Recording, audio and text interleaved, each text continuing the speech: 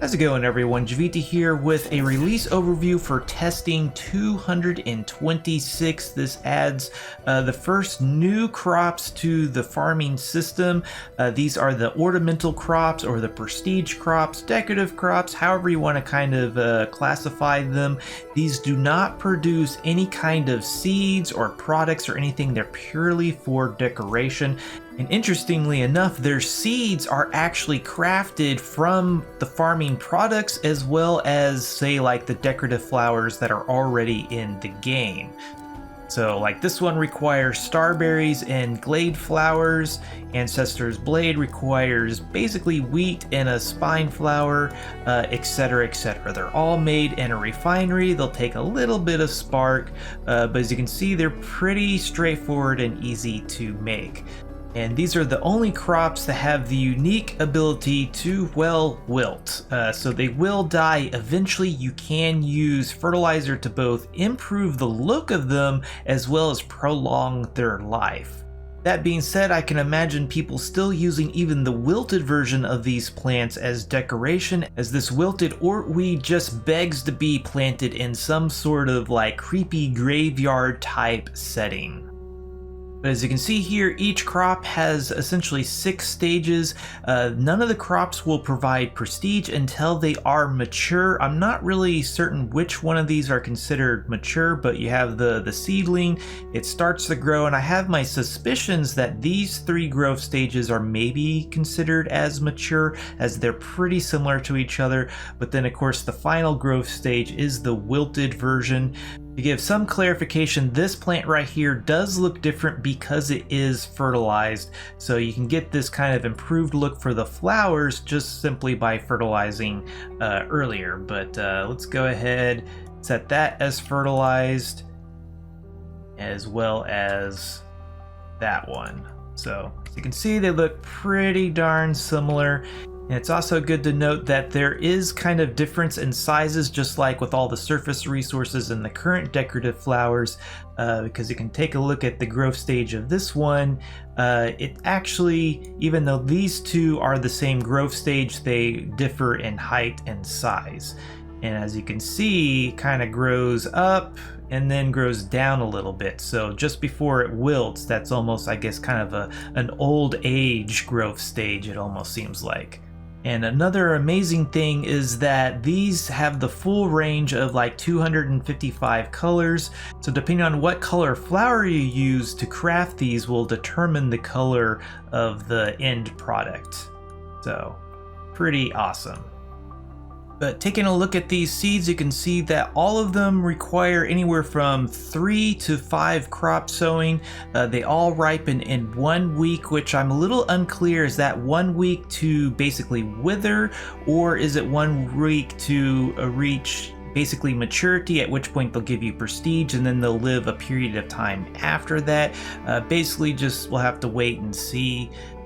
Not to mention you can use the fertilizers to prolong them, and I would assume that it's kind of the same RNG system of there's only a chance to advance to the next growth stage. So in other words, it could take, less time than 1 week to ripen, or a lot longer than 1 week to ripen. So it'll be interesting to see just how long these crops ultimately last. I think about 1 month would be pretty nice and luxurious, but 1 week is fairly decent as well. So that's just, once a week, go around, kind of replant your crops. And certainly if you are kind of fertilizing them daily or checking on them daily to fertilize them, you might be able to make them last a lot longer than that. But pretty much all of these except for the crystal like to be planted on some form of either grass or soil, so that should give you a reasonable amount of options to plant these on. It's good to note that the trailing star blossom can only be planted on the underside of sill, as well as the sentinel's crest can only be planted on rock, and that they come from basically meteors on elemental worlds. So you actually can't craft this particular seed. You have to obtain it from meteors, which should give hunters another commodity to trade. So pretty nice. And here is the sentinel's crest over here. And again, these come in several different colors, so not really sure what will determine the color. It might be random, or it could be based on the elemental planet, which would make kind of sense, but would also limit the kind of the colors available if they're limited to just the elemental colors. But then again, each elemental planet might have a family of that elemental color that it can select from. So it'll be really interesting to see how this all plays out. And whatnot. So that's actually pretty nice right there. Moving along from the ornamental crops, the other major feature in this release is basically an expansion to the plot system or beacon system. Now any beacon that is greater than 10,000 prestige will automatically get essentially a 2-plot buffer zone or reservation that is reserved to that beacon. So it's still wild, players can still come and harvest resources, they just can't plot it for themselves. So this should guarantee a little bit of expansion space even if you haven't spent the plots to beacon that space already. And theoretically, this can also be used to prevent your settlement from being joined to, say, a larger settlement, basically against your will. So you could always use guilds to maintain your identity, but the guild system didn't prevent you from technically being part of somebody else's settlement if you didn't want to be. But as you can see right here, this is my beacon down here, this kind of green zone. These yellow squares are the buffer zone, and then this purple is somebody else's beacon in their buffer zone. So the interior is their beacon, the purple is their buffer zone. And this goes off of basically a first come, first serve basis. Whoever has the plot there first, or whoever's plot is the oldest, gets the reservation. So my beacon was here first, so all of these plots over here are reserved by my beacon, when normally if my beacon wasn't there, it would be reserved by this other beacon. So since we're right here, I just want to do a little experiment to see if I can absorb this little settlement over here or include this beacon in essentially my settlement, depending on which one has more prestige. So let's drag over some of my plots. And there we go, we're touching their reservation and I can't add any more. It says I require the surveyor permission from Aquarius to claim this plot, so that's very nice. It lets me know who I need to talk to in case I want to negotiate plotting this area.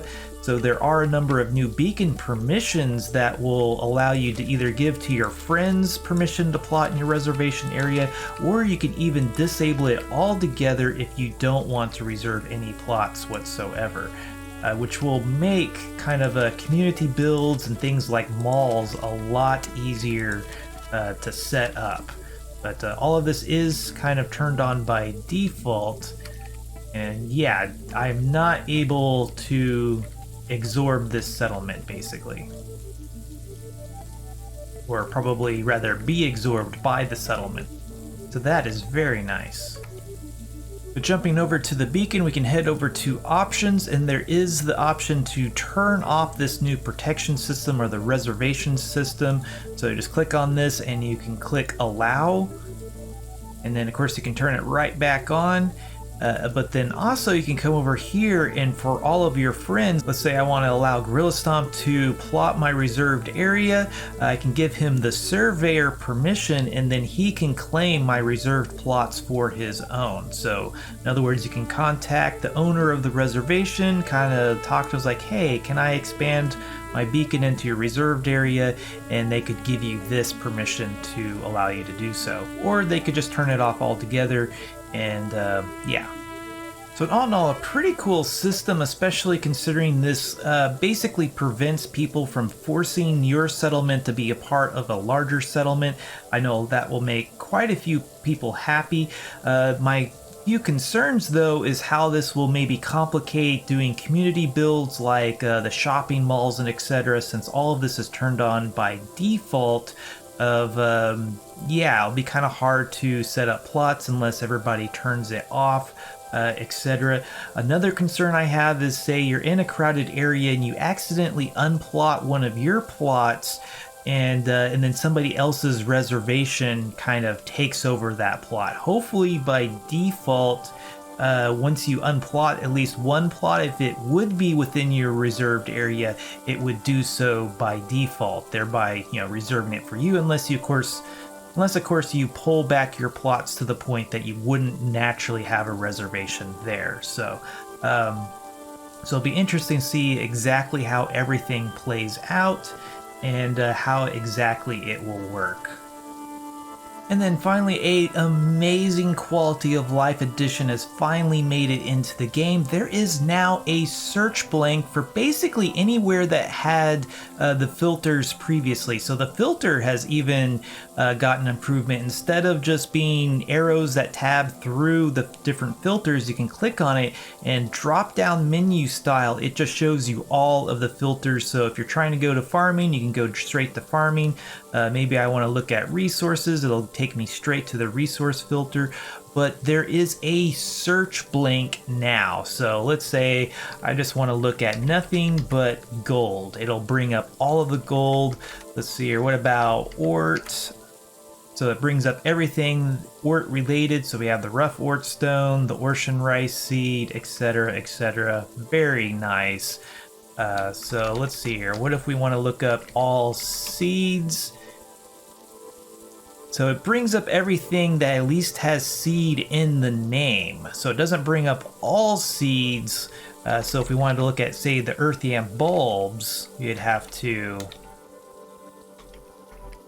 actually type in bulb to bring all of those up. So still pretty darn nice, I have to say. And again, this extends to anything that had the filters previously, so you can do this in crafting machines, friends lists, etc., etc. I know my friends list is pretty much a disaster on live. It's like completely full, so being able to search up, let's see here, Gorilla Stomp or somebody, I can just easily filter all the noise out, so to speak, to find who I'm actually looking for. So very, very nice. So for beacon permissions, again, it's just going to be an absolute godsend. Can't wait to get a hold of this. Okay, well, I think that covers everything pretty nicely in release 226. Kind of a short and sweet patch, but adds some fairly profound things, particularly this new search feature, the improvements to the filter. We got new crops, and then a whole new fundamental feature to beacons that should solve quite a few problems that might kind of complicate a few instances, but I think overall it is a very nice improvement to the beacon system. Super excited to get a hold of all of these new features. This was Jiivita. Thanks for watching. If you liked this video, be sure to hit that like button, subscribe if you want to see more like this, and if there's anything you didn't like, please let me know down below. Also, if you like my channel, want to get cool perks, check out my Patreon page. Until next time, peace.